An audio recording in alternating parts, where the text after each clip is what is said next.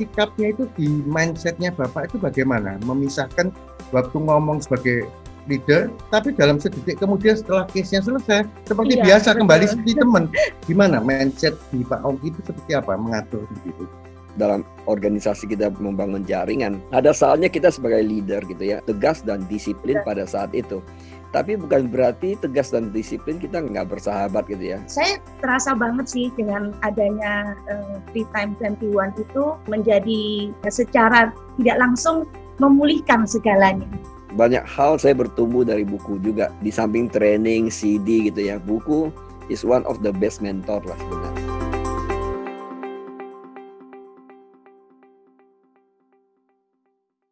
Apa kabar? Halo Iin, Ludwig. Halo pagi Pak Ongki. Pagi-pagi, apa kabar juga? Lagi santai ya di rumah. Aduh Ya, Pak, kok. lama nggak ketemu, kangen ya Pak. Iya, sehat-sehat. Untung ada teknologi, jadi kita tetap ketemu di udara. Betul sekali. Jauh di mata Iya. tapi dekat di hati ya Pak. Dan tetap bisa Betul sekali. belajar dari Pak Ongki. Tetap bisa belajar Pak. Ya, selalu ada kesempatan belajar. Every Ya, day is learning day. Iya nih, seneng nih kita dapat waktu ngobrol sama Pak Ongki. So special today. Boleh nanya-nanya ya Pak ya, mumpung ada kesempatan. Please. Satu hal simpel yang selama ini sering sekali menjadi pertanyaan buat saya pribadi ya Pak Ongki ya. Di bisnis jaringan ya, di komunitas FFG maupun di bisnis jaringan kan kadang-kadang kita pertama ngajak keluarga ataupun ngajak teman. Tapi teman dekat ataupun kita punya prospecting jadi teman di bisnis jaringan. Saya seringkali melihat Pak Ongki namanya orang dalam berjalannya waktu bisa 1 tahun, 5 tahun atau 10 tahun bahkan ada yang 10 tahun kan akhirnya menjadi teman dekat keluarga ataupun teman dekat ataupun teman baru menjadi akhirnya teman dekat. Saya seringkali menantang bagi saya memisahkan waktu bertemu dengan sebagai grup atau sebagai teman. Tapi saya lihat kalau Pak Ongki dekat dengan siapapun, bahkan dengan level satunya Pak Ongki itu sudah seperti keluarga, seperti teman dekat. Tapi selalu kalau ada case-case tertentu Pak Ongki bisa bersikap betul-betul sebagai leader. Tapi begitu selesai Pak Ongki bisa bersikap sebagai teman tanpa saya lihat ada ketersinggungan antara Pak Ongki dengan leadernya. Sikapnya itu di mindsetnya Bapak itu bagaimana? Memisahkan waktu ngomong sebagai leader, sebagai founder dari FFG, tapi dalam sedetik kemudian setelah case-nya selesai, Pak Ongki sama grupnya itu apa sama leader seperti biasa kembali seperti teman. Kalau saya kan habis ngomel gitu ya, ketemu ngelirik aja kadang-kadang masih menantang ya Pak ya. Tapi Pak Ongki bisa seperti klik gitu. Nah, hal seperti itu kan yang membuat, menurut saya pribadi ya Pak, membuat hubungan dalam bisnis itu bisa begitu awet. Gimana mindset di Pak Ongki itu seperti apa mengatur seperti itu? Dalam organisasi kita membangun jaringan, ada saatnya kita sebagai leader gitu ya, ada saatnya kita sebagai leader menjalankan tugas kita sebagai leader, ya kita mesti tegas dan disiplin pada saat itu. Tapi bukan berarti tegas dan disiplin kita nggak bersahabat gitu ya. Contoh lah, misalnya saya mau ingatkan Pak Ludwig, jangan telat ya gitu. Misalkan aja, misalnya telat gitu. Nah, waktu saya marah gitu ya, misalnya marah dengan telatnya, seandainya marah. Saya bukan marah sama Ludwignya, tapi saya marah dengan telatnya. Tindakan telatnya. Tapi saya sama Ludwignya nggak apa-apa. Maka setelah kasusnya selesai, ya udah, Ludwig is my good friend kok, is my best friend, dia protect me, I protect you gitu kan. Saya mesti cepat set kembali ke situ. Jadi kasusnya itu yang kita diskusi. It's about the issue, not about the person. Demikian juga kita kadang tegur anak kita kan. Kita marah anak kita karena kita sayang sama dia. Nah, pada saat kita marah sama dia, kita marah isunya. Tapi untuk anaknya kita tetap sayang sama dia, cinta dia dan sebagainya. Bukan berarti marah dia kan sudah, wah gua nggak sayang lu lagi tuh, gua marah lu. Walaupun kadang-kadang anak itu bisa merasa gitu ya. Dulu kita sebagai anak kan gitu ya. Orang tua kok begitu sama saya ya. So, apakah dia nggak cinta saya? Ada perasaan gitu kadang memang. Cuma kan menantang ya Pak ya. Melatih antara melihat itu cuma situasinya bukan ke orangnya. Karena kadang-kadang kalau kita melakukan itu belum tentu yang kita hadapi, yang lawan bicara kita melakukan hal yang sama. Jadi akhirnya kadang-kadang malah jadi panas kan Pak. Jadi kita harus berlatih terus ya. Memang dalam hal ini ya kita mesti bisa membedakan sih. Misal contoh lah, kalau dulu kalau saya mentor meeting gitu ya, mentor meeting itu saya nggak peduli siapa dia. Apakah itu orang dekat saya, kayak keluarga, kayak kakak adik, kayak Hmm. begitu jamnya. Misalnya dulu kan kita meeting misalnya jam 4 sore gitu ya. Ya, Jam 4 ya kita pintu tutup. You mau gedor pintunya sampai mau jebol kita nggak bukain. Walaupun kamu siapanya saya gitu, nggak ada urusan. Nah, yang tidak boleh masuk tuh mesti ngerti. Bukan berhadapan dengan orangnya, ini berhadapan dengan sistemnya. Sistemnya. Ya, ya. Jadi kita menerapkan sistemnya gitu. Bukan karena ini orangnya. Kemudian kita nggak bisa juga kalau sistem kita, wah ini hopeng saya nih, koncoku ini kasih masuk deh. Itu namanya bukan sistem lagi. ya, ya, ya. Betul. Mm-mm. Saya mau nimbrung dikit nih. Tapi sekarang dari pihak lawan bicara kita.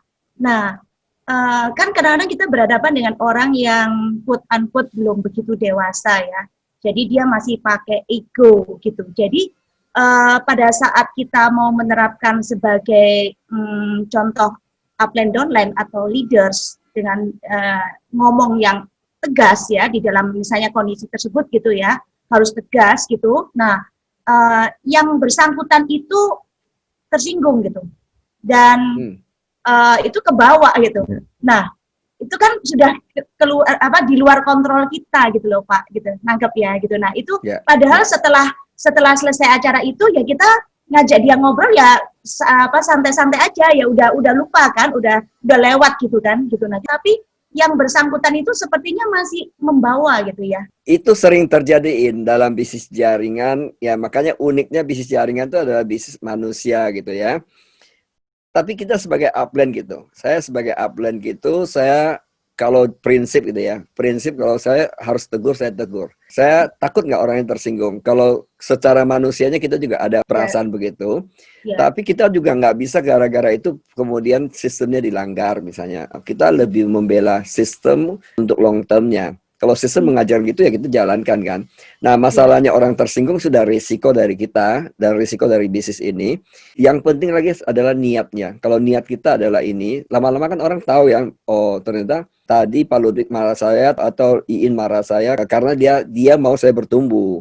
Dia mau saya, ternyata dia sehari-hari baik kok sama saya. Lama-lama kan kalau sering komunikasi kan orang akan baca itu bahwa dia nggak maksud apa kok. Ya kayak kita waktu dulu mulai lah, saya masih ingat tuh, Ludwig belum kenal sama saya kan, Bapak bisa dipercaya nggak gitu kan. Itu berapa tahun yang lalu itu ya. Ya saya berusaha tenang aja, saya berusaha tenang, senyum. Ya pokoknya saya nggak punya niat agenda apapun ya, saya ya. Kalau di ngomong gitu sebagai manusia ya, lo gitu kan, tapi saya ngerti lah ini bisnis jaringan. Saya berusaha maklum, kalau ada orang bilang begitu kita belajar jangan tersinggung karena sangat mengerti, karena ini bisnis manusia kan belum kenal kita, wajar aja ini gitu. Iya. Ya kan? Ada orang terus terang, ada orang kan nggak terus terang. Nah dalam hal ini kan termasuk Ludwig kan terus terang, lu bisa dipercaya nggak gitu? Dengan mata yang melotot lagi, gitu kan? Masa ya, memang matanya Ludwig melotot terus. Oh, dia matanya kan mata elang gitu. Ya, boleh. Ini ada kaitannya sama jawabannya dari Pak Ongki tadi, masuk di pikiran saya Pak ya. Jadi kan saya orang yang dari muda, bukan orang yang gampang berteman, jadi dekat sama orang itu nggak gampang. Jadi saya betul-betul merasakan punya banyak teman baru, punya saudara, entah saudara yang sangat dekat ataupun masuk dalam persaudaraan mulai ya, itu di bisnis jaringan ini Pak. Jadi, kalau berkaitan dengan jawabannya Pak Ongki tadi ya, berarti antara rasa takut kehilangan persahabatan pertemanan dengan rasa untuk tetap menjunjung sistem itu harus lebih diutamakan sistem ya Pak ya. Sebenarnya tidak beda dalam pemerintahan atau perkantoran gitu ya, di perusahaan. Kita mesti membedakan mana pertemanan, misalnya mana persahabatan, mana persaudaraan dan sebagainya dengan menjalankan tugas. Jadi ada perannya kita kan, misalnya perannya Iin sama Ludwig sebagai leader gitu ya di organisasi. Ada saatnya peran sebagai mentor mereka. Nah pada saat peranmu sebagai mentor itu sudah harus ditegakkan adalah sistem. Nggak bisa pakai pertemanan. Misalnya demikian juga pemerintahan misalnya. Ini saya sekarang jadi presiden ini sih, ada perdana menteri di satu negara. Oke? ada orang tua angkat saya dulu membesarkan saya gitu. Tapi dia membuat kesalahan secara pemerintahan. Saya harus bertindak nggak? Ya. Sebagai kepala negara. Ya. Harus. Tapi sebagai manusianya, saya pulang, saya bisa bersujud atau peluk dia atau minta maaf, whatever gitu. Tapi sebagai pelaku tugas saya menjalankan amanah gitu ya, saya nggak ada pilihan tuh dalam hal peran saya sebagai mentor gitu ya, peran kalian sebagai mentor. Nggak ada pilihan. Kalaupun itu adik buat kesalahan, tegur gitu. Tegur demi meluruskan sistemnya.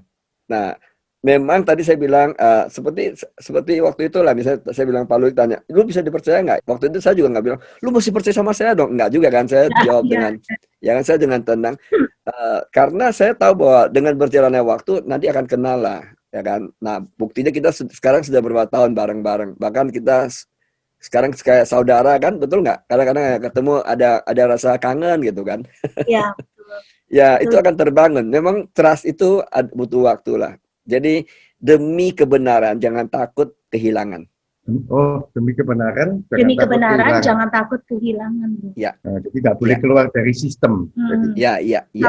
Kalau terjelek misalnya saat itu harus kehilangan, yaitu salah satu resiko yang harus dilalui. Salah satu resiko. Nah, resiko kita sebagai leader ada loh. Jangan pikir leader itu tidak ada resiko. Selalu ada resiko. Tapi part of the system memang begitu. Ya. Kalau saya lihat di sini ya, waktu akan membantu kita ya Pak ya, sama-sama. Ya, time will heal lah. Kadang-kadang konflik antara up dan down itu bagus loh. Ya. Nggak selalu buruk. Konflik kan, kadang-kadang ada konflik tuh antara up dengan down dan salah. Konfliknya bisa jadi most of the konflik adalah salah paham lah, ya. Nah, justru dari konflik itu saling kenal. Oh, karakternya Iin begitu. Oh, karakternya Lulik begitu. Kalian juga kenal. Oh, karakternya Pak Onggi seperti ini. Nah, kalau kita saling kenal gitu ya, saling kenal, kan sudah tahu bahwa nggak ada agenda buruk. Gitu. Misalnya lah, saya tahu bahwa kalian berdua tuh nggak ada agenda buruk sama saya. Tapi kalian sudah tegur keras sama saya tahu itu demi kebaikan udah. Pasti kebaikan. Ya kan? Saya nggak perlu lagi takut tersinggung gitu. Saya sudah tahu kalian tegur saya untuk kebaikan. Karena sudah kenal gitu. Jadi memang tadi Pak Lulik kan bilang bahwa saya misalnya teman-teman yang ring 1 itu sudah kayak dekat banget. Ya kita bangun bertahun-tahun, sudah saling kenal, konfliknya juga banyak. Justru dari konflik itu, ya gesekan gitu ya. Dari konflik itu kita kenal karakternya. Nah, yang penting kita tahu, oh mereka nggak jahat sama saya nggak jahat sama mereka. Jadi walaupun gimana konfliknya, sekeras apapun konfliknya, kita tahu bahwa konfliknya demi satu sistem aja. Yang kita ribut itu isunya. Nah, lama-lama ngerti itu. Kalau kita bahas isu ya di meja selesai gitu. Nggak bawa keluar meja gitu kan. Memang kedewasaan itu kan butuh proses ya Pak, butuh waktu gitu. Dan saya melihat di sini dari tadi dengar Bapak ngomong sama Ludwig gitu, dalam bisnis ini ya, khususnya dalam 5 tahun terakhir ini itu merasakan banget yang namanya tuh sangat terbantukan dengan baca buku Pak. Iya, betul ya. Karena kan baca buku itu iya, dulu kan dari awal ya, dari mentoring program itu ada tahun 2008 Pak Onggi itu sudah mencanangkan tentang baca buku, kan buktinya termasuk di salah satu habit welcome ya. Tetapi kan Pak Onggi semakin menjadikan itu sistem yang firm itu pada saat ada program 3x21 personal growth gitu. Nah, jadi kan karena kami mau follow sistem, kami lakukan itu betul-betul dengan so far thank you, saya lakukannya dengan berusaha sereligius mungkin kayak gitu. Nah, itu membantu banget loh Pak, membantu sekali. Ada aja buku apapun yang saya baca, ya buku yang positif ya, itu menyelamatkan. Dari situ tuh ada, oh ya tuh jadi ingat-ingat lagi, oh iya ya, saya terasa banget sih dengan adanya 3x21 itu menjadi secara tidak langsung memulihkan segalanya. Iya, 3x21 baca buku, salah satu yang membuat saya bisa jatuh cinta sama Ailing. Dulu kalau lihat nih ya. Dulu kalau Ailing ngomong, nggak usah ngomong di depan Beltisa itu, ini mesti nyindir aku. Pikirannya jelek terus. Tapi sejak itu mungkin ya Tuhan yang kirim Pak Ogi melalui 3x21. Akhirnya yang tadi Pak Ogi bilang persahabatan itu berjalannya waktu itu jadi akhirnya saling mengenal ya. Saya mengenal Ailing, jujur ya, bisa menerima Ailing, Ailing manggil saya, tegur saya tuh. Kalau dulu nggak usah negur aja sudah tersinggung saya sama Ailing. Sekarang Ailing mau tegur saya, mau ngomongin saya, rasanya tuh ya memang Malah tambah sayang. orang ini dikirim untuk membuat saya bertumbuh. Jadi memang 3x21 pikirnya kalau orang melihat itu cuma baca buku, jadinya cuma baca buku masuk telinga kiri keluar telinga kanan. Tapi kalau betul-betul melakukan karena dia pengen bertumbuh, ternyata dampaknya itu banyak. Salah satu yang saya paling rasakan itu hubungannya saya sama Ailing. Saya ngomong bukan karena mau muji Ailing ya, hubungannya sama-sama saya sama Ailing 3 tahun ini betul-betul saya sudah tidak menerima dia cuma sebagai sahabat, teman, tapi betul-betul saya bisa trust dia sebagai leader pembimbing saya, walaupun masih jauh lebih muda, seperti itu. Dan itu 3x21 luar biasa, man. Kalau itu memang emosi saya juga banyak turun, ya kalau lihat segala sesuatu tidak gampang pikiran negatif, seperti itu. Itu sih Pak, kalau salah satunya program yang paling bagus 3x21. Thank you so Ya, much Pak Onggi. you're Thank you welcome, so you're much. welcome, you're welcome. Ya. Memang buku itu sebenarnya adalah mentor yang silent ya, silent mentor yang terbaik karena pasti kalau misalnya ya, kalau Ailing tegur atau misalnya saya tegur sebagai upline gitu, bisa tersinggung karena kita berhadapan gitu kan. Tapi Ya. kalau buku misalnya, dia yang tulis pun nggak kenal siapa saya nggak kenal dia gitu. Berarti kan kita nggak ada ego di situ, nggak ada ego bahwa lu ngomong gua. Tapi tadi lu bilang, waduh ini Ailing di panggung mau ngomong saya lagi. Padahal GR banget. Ailing bilang siapa ngomongin lu? Saya ngerti itu karena saya sering gitu ya bawain training gitu ya. Setelah selesai, Pak, Bapak tadi ngomongin saya ya Pak, persis Pak. Dalam hati saya GR banget lu. Nah, just joke lah. Tapi memang Ya, begitu. Tapi kalau dari buku kita nggak akan tersinggung. Kita mau sobek buku itu juga percuma, mau marah sama buku itu percuma, ya kan? Nah, kita ngerti, oh ternyata memang harus begitu. Ya, powerful sih buku itu banyak menyelamatkan saya, jujur. Banyak hal saya bertumbuh dari buku juga. Di samping training, CD gitu ya. Buku is one of the best mentor lah sebenarnya. Ih, jadi terharu saya Pak.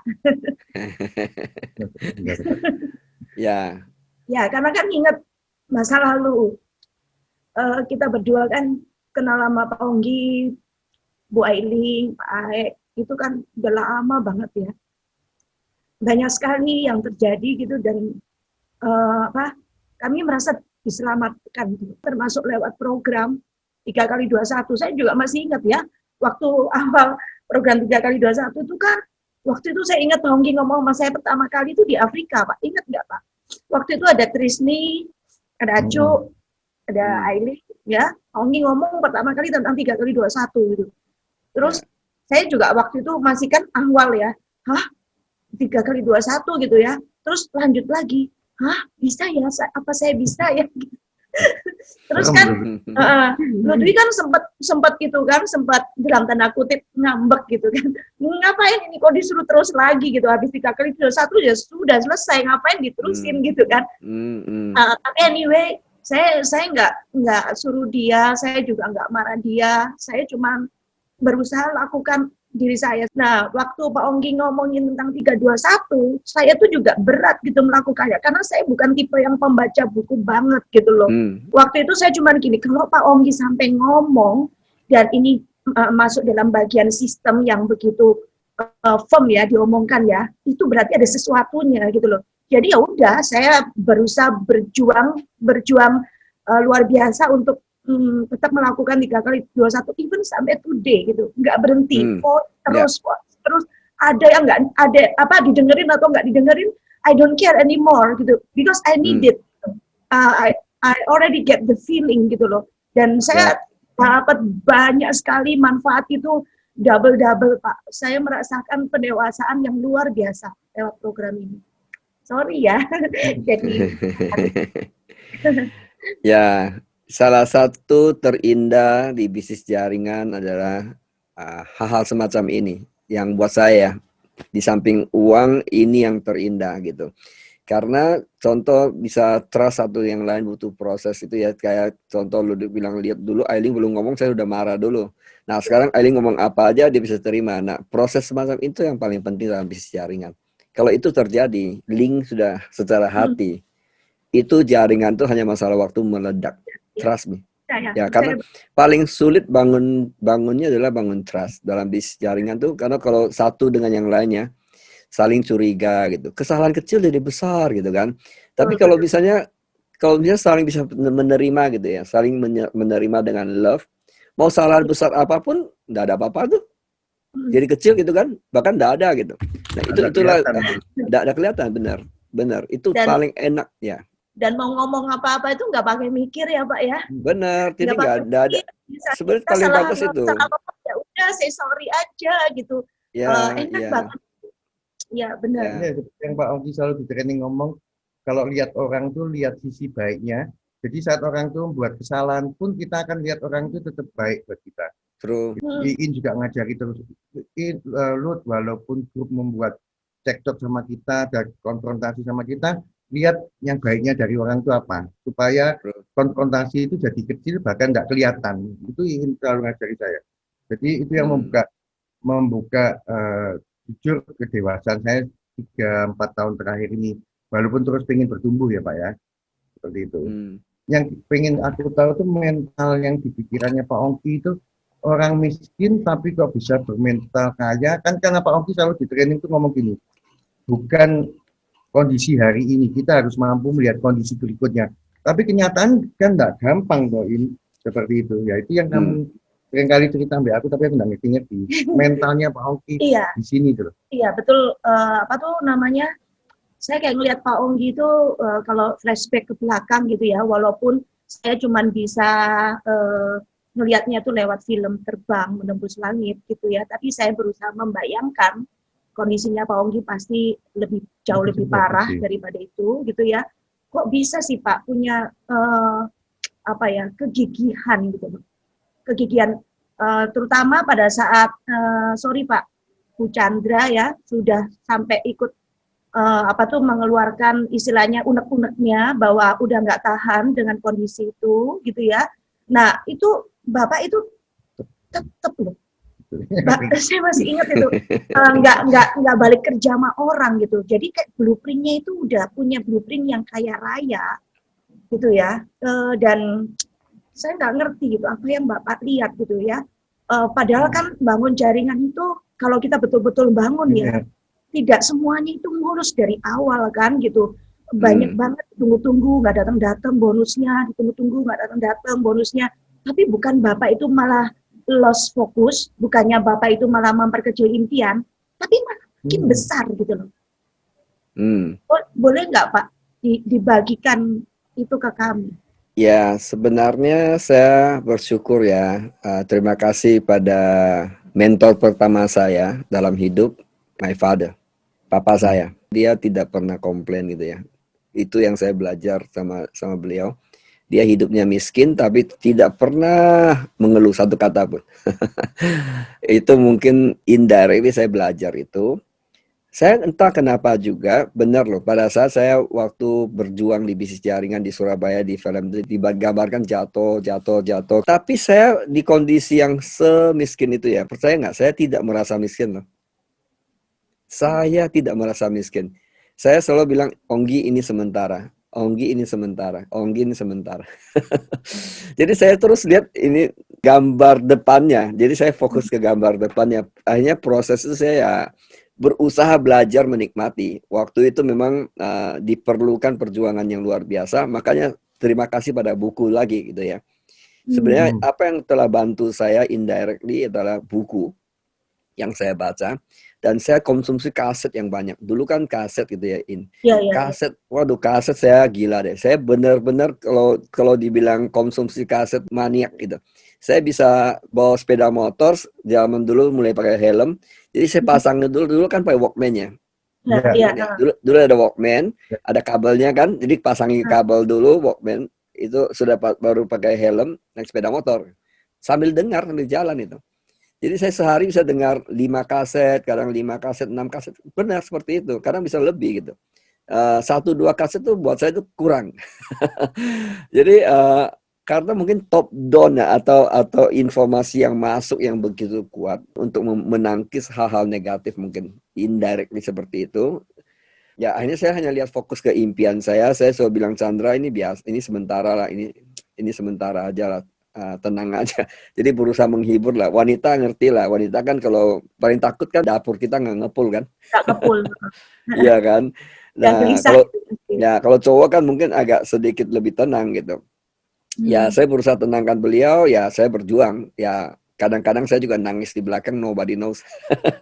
Hmm. Ya thanks God lah. Di film itu kan digambarkan saya pada saat saya berserah pada Tuhan. Ya. Disitulah titik awal perubahan hidup saya. Ya pasrah pada Tuhan. Jadi memang karena saya lihat repetisi yang kuat ya Pak ya, Bapak masukkan terus lewat Ya. CD-CD, lewat buku, terus apapun itu yang positif, jadinya ke bawah sadarnya Pak Onggi itu sudah orang kaya gitu ya Pak ya. Ya. Karena saya lihat juga pendahulu-pendahulu saya di bisnis jaringannya, mereka rata-rata juga berjuangnya nggak gampang loh. Tapi setelah berhasil, wow, itu yang saya mau hidup seperti itu. Saya mulai ngerti bahwa kalau saya mau ke sana, saya mesti bayar harganya udah. Juga melalui proses lah belajarnya. Nggak langsung seperti itu. Satu lagi Pak, pada waktu Bapak kan masih awal-awal jalankan bisnis ini kan tahun 1992 ya Pak ya, mulai start 92 ya. mulai. Ya, terus kemudian ya saya membayangkan itu cukup panjang lah prosesnya Bapak jatuh bangun kayak gitu ya. Nah, terus 2003 itu saya yakin kondisi Bapak belum yang terlalu berlebihan kayak gitu ya.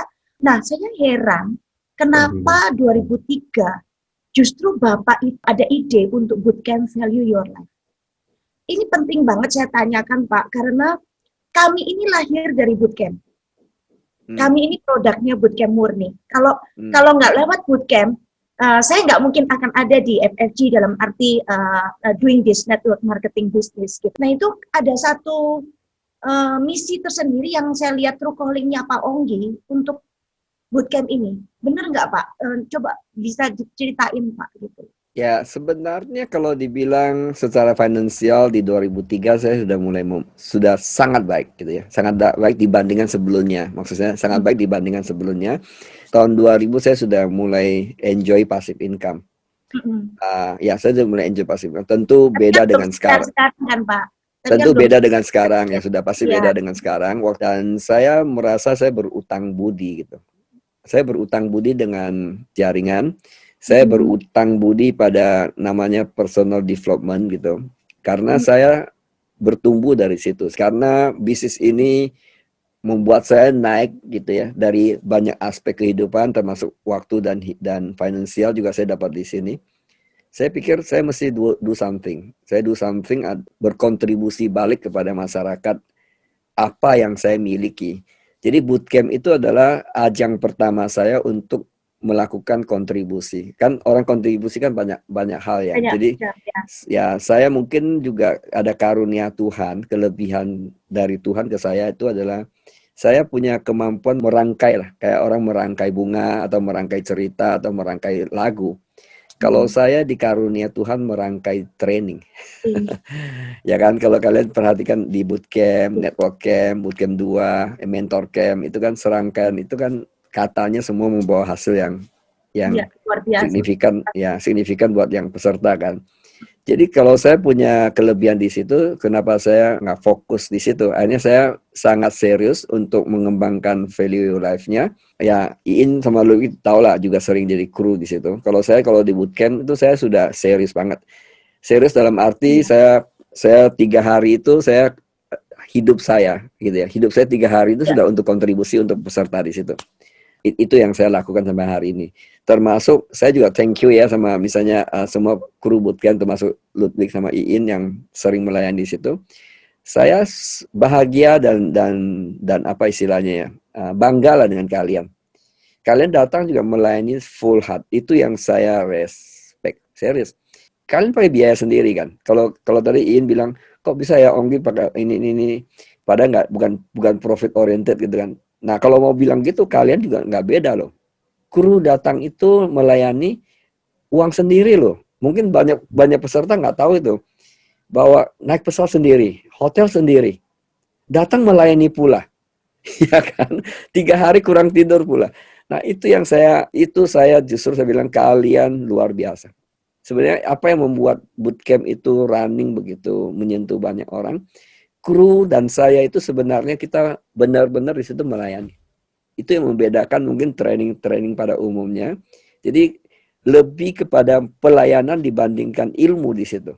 Nah, itu mungkin peserta bisa merasakan secara energi, feeling, frekuensi, mereka dapat itu penyembuhan terjadi. Saya lihat sejak dari adanya bootcamp itu sampai dengan hari ini, kayak gini loh Pak, kayak Bapak itu menanamkan soft skill. Jadi istilahnya satu hal yang tidak ditanamkan oleh lembaga akademis manapun, itu justru Bapak tanamkan itu lewat bootcamp. Jadi soft skill-nya itu udah membuat dia itu memanfaatkan di pekerjaannya sendiri, di keluarganya, itu benar-benar sangat berguna. Bapak melihat soft skill ini sebagai satu hal yang sangat dibutuhkan di dunia ini atau gimana, Pak?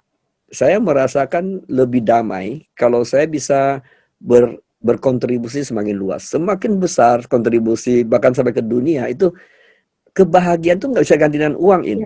Nggak bisa, mungkin susah diceritakan untuk secara perasaan. Itu for me more than money. Oke. Dan tentang super soft skill gitu yang dibagikan, benar itu bahwa pun di akademi manapun kan kadang-kadang tidak ada program yang lengkap tentang hidup. Padahal ini adalah fondasi hidup gitu kan.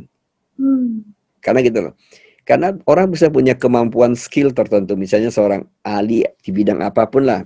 Baik dia dokter, baik dia fisika, baik dia apapun di bidang, dia bisa menjadi profesor, doktor di situ. Tapi kan dia tetap harus hidup. Ya.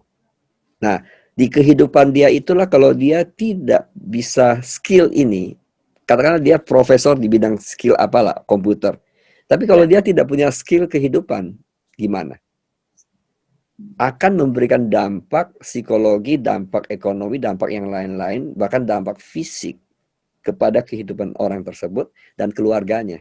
Nah, inilah yang sebenarnya kalau di bootcamp kan kita mengkontribut, kita provide ini kepada teman-teman. Jadi ini adalah melengkapi kehidupan dia yang lain. Kalau dia sudah sukses apapun gitu, itu oke. Tapi kalau tambah lagi fondasi ini kan jauh lebih menyempurnakan hidupnya gitu loh. Itu yang saya rasakan sih. It's so priceless ya Pak ya. Yang Bapak bangun itu adalah tentang people, relationship between people. Dan itu bukan sekedar relationship di permukaan yang banyak terjadi di luar sana, gitu. Tapi di sini itu betul-betul akhirnya terbangun satu relationship yang begitu strong dan itu tidak bisa dipatahkan. Makanya kenapa kita bisa sampai berhubungan 10 tahun, 15 tahun, ya kan? Kan kalau dipikir ya, dengan satu proses kita bersama-sama, seperti ini, bangun bisnis bersama itu nggak gampang loh. Saya banyak ngobrol dengan teman-teman yang di MLM lain ya Pak ya, itu mereka itu kalau sudah sampai usia 5 tahun itu mereka sudah, hah? Kok bisa ya bertahan sampai 5 tahun gitu. Belum tahu yang FFG. Ya FFG ada 10 tahun lebih gitu loh. Nah, jadi saya lihat itu yang Bapak bangun ini dari sisi bootcamp ya, khususnya para kru ya Pak ya, itu karena kami kan juga ada di bagian itu, kami merasakan itu segala macam proses itu akhirnya membuat kami itu makin firm, gitu. Kuat sekali hubungannya, dan itu tidak terpatahkan, tidak terpatahkan. Ibaratnya angin sekencang apapun itu, sapu lidi yang Bapak bangun ini tuh kuat sekali, very strong. Itu yang saya say thank you banget. Barusan 2 hari yang lalu, Lulut kamu masih sama Pak Ongki ya, bukan Pak Ongki ya, di MLM tuh. Iya masih, Lulut. Kamu tuh setianya sama Iin sama Pak Ongki ya, ngomong gitu kok Pak. Ya saya bilang karena sama Pak Ongkinya bukan lihat bukan dilihat dari bisnis MLM-nya aku jawab itu, tapi dari FFG-nya. Jadi aku pulih karena FFG, jadi yang membuat aku sampai sekarang tetap ikut sama Pak Ongki karena FFG-nya, bukan karena bisnisnya aja. Iya. Padahal dari awal nggak kenal sama sekali loh Pak kita. Itu dari Hmm. nggak kenal seperti itu ya, sampai hari ini, kalau ditarik flashback itu, begitu banyak loh sebetulnya godaan yang harusnya bisa membuat itu nggak kumpul lagi gitu ya, tapi kita bisa melewati loh Pak. Itu menurut Hmm. saya really priceless. Ya, sebenarnya rahasia jaringan itu apa gitu ya. Banyak orang masih melihat bisnis jaringan itu produk marketing plan gitu. Makanya temannya Pak Lutfi bilang, lu masih sama gitu, gitu. Ya karena mereka kan pikir bahwa MLM itu kadang hanya kenapa nggak ganti produk yang baru, launch company yang baru. Ini kan lagi booming nih, ini lagi ngetren nih produk ini. MLM ini lagi meledak nih gitu, ya kan? Pertanyaannya sekarang yang kita bangun itu apa gitu? Yang kita bangun apa hanya jualan produk gitu kan? Atau hanya punya income sesaat? Yang kita cari di MLM adalah punya income long term kan? Jangka panjang terus naik, passive income, ya kan? Nah, sebenarnya rahasianya bukan di produknya, benar serius, bukan di marketing plan-nya. Produk penting, marketing plan penting, company penting. Tapi yang penting dari semua itu adalah network kita kan, aset kan. Misalnya Pak Ludwig sama Iin punya jaringan itu ke bawah itu adalah aset kalian. Nah, aset ini bagaimana akan mengenerate income kita tuh long term gitu kan. Nah, tentu dalam hal ini kita juga butuh upline dalam hal ini sebagai mentor kita karena mereka bisa lihat lebih jauh dibandingkan kita gitu kan. Sebenarnya upline kita juga aset gitu dalam hal ini. Betul kan? Ya. Jadi downline itu adalah aset kita, upline itu adalah aset kita. Nah, penggabungan dua aset ini kan menghasilkan passive income long term. Nah, aset-aset ini bagaimana bisa menyatu? Dengan uang saja tidak bisa menyatu loh, In. Kalau hati itu nggak bicara uang. Kalau sudah bicara hati, orang oke. Misalnya contoh lah, saya yakin ya Pak Ludwig. Pak Ludwig misalnya pernah mau dibunuh orang, gitu ya. Tapi ada satu orang datang melindungi Pak Ludwig. Sampai kapanpun Pak Ludwig pasti mengamankan orang yang pernah selamatkan Pak Ludwig. Ya. Apapun harganya, nggak bicara uang lagi waktu itu. Ya. Iya kan? Ya. Betul. Nah, sebenarnya itu. Nah, dalam bisnis jaringan kita harus begitu. Maka kita kenapa harus mencintai downline kita apa adanya, mencintai upline kita apa adanya. Karena kalau itu yang mereka rasakan, itu yang sebenarnya membangun bisnis jaringan yang sesungguhnya, yaitu link heart. Bukan hanya link logika gitu. Bukan hanya link karena uang. Kalau link hanya uang, itu bisa putus hanya masalah waktu, ada uang lebih besar bisa memisahkan orang gitu kan. Tapi kalau link heart, gimana bisa memisahkan? Contoh lah, kalian sama anak kalian. Mau apapun tetap link. Link hati kan? Ya. Mana ada orang tua mencintai anaknya? Iya kan? Nah, berarti kalau kita bisa menerapkan filosofi yang sama dalam bisnis jaringan juga begitu. Lihat downline kita itu sebagai anak gitu ya. Anak dalam arti kita dengan kasih sayang mereka. Tentulah anak pasti ada nakalnya juga. Ya kan? Senakal-nakalnya anak kita cintai dia. Yang paling kita didik dia. Pada saat didik itu mungkin jadi krisis gesekan, salah paham. Bisa jadi anak bisa ngambek, nggak makan tuh, nggak keluar kamar tuh, ngambek sama orang tua, bisa aja. Tapi kan the end of the day dia tahu orang tua mencintai dia, mereka juga bisa memaklumi, memaafkan, ya nggak ada masalah gitu. Itu dalam bisnis jaringan kan kurang lebih sama ya. Jadi seninya di situ lah. Tadi kan di awal juga tanya gimana sih kalau kita mau tegur orang tapi takut dia tersinggung, ya kan? So kalau dengan begitu cinta sih kuncinya, membangun dengan love. Foundationnya love udah aman. Dan kita ngerti bahwa network equal asset, equal wealth. Nah, kalau kita link satu hati gitu ya. Contoh lah misalnya kalian link sama kita terus gitu ya. Nggak ada kesempatan untuk miskin. Percaya nggak? Yang ada lah kita semakin makmur. Karena sekedar sharing aja, saya benar-benar bermimpi suatu saat FFG, teman-teman di FFG itu punya passive income more than one. Contoh kalian lah, kalian sekarang kan jujur aja, kalian kan punya passive income lebih dari satu kan? Ya. Karena ada income dari investasi misalnya. Ya. Betul nggak? Nah, bayangkan nggak kalau ke depannya kita misalnya lebih dari 2, 3, 4, 5, 10, 20 passive income ya? Itu keren banget. Memang tugas saya saat ini bagaimana saya terus, benar loh, justru selama COVID-19 itu saya terus berpikir gimana cara lagi teman-teman nanti punya passive income banyak di FFG. Bukan berarti kita meninggalkan FFG-nya, tetap, tapi kita ada sumber passive income yang lain, itu kan keren. Ya kan? Keren banget. Bisa bayangin nggak ada 5-10 passive income. Ya kan? Kemudian kita dulu. Iya, kita sudah punya bekal mental, bekal pengalaman dan sebagainya. Ya, berikutnya ya kontribusi aja. Saya tahu kalian berdua kan juga sangat-sangat melayani gitu kan. Nah, kalau punya jiwa melayani, wah, punya uang, punya waktu. Can you imagine? Nggak terasa. Sepertinya belum mulai ngomong ya, sudah selesai waktu. Iya, masih ngobrol-ngobrol ini, masih pemanasan. Sekali semuanya, karena ya pengalaman 27 di usianya Pak Oki yang ke-28 kan. Ya, benar sekali. Itu saya setuju. Nggak bisa diceritakan cuma wisdom-wisdomnya nggak bisa cuma diceritakan dalam waktu 1 jam. Jadi memang yang tadi bilang pintu itu disiapkan terbuka, jadi kita kesempatan untuk belajar itu semakin sering dengan Pak Oki dibanding zamannya COVID. Makanya kalau kita lihat segala sesuatu positif, dapatnya banyak sekali kok malahan. Betul ya Pak ya? Betul sekali. Jadi 1 jam ini nanti akan dilanjutkan 1 jam berikutnya, 1 jam berikutnya, sama kita dapat pembelajaran dari teman-teman yang lain pasti ya. Thank you so much Pak Oki Thank you, for your Pak Oki. time. This is Sama-sama. Thank you juga. Salam untuk keluarga ya, anak-anak di rumah. Dan salam untuk semua tim. Ya. Thank you Pak. Jaga kesehatan Pak. Ya. Sama-sama. Yo. Stay healthy. Okay. Bye-bye Pak Oki. Bye-bye. Bye-bye. Ya.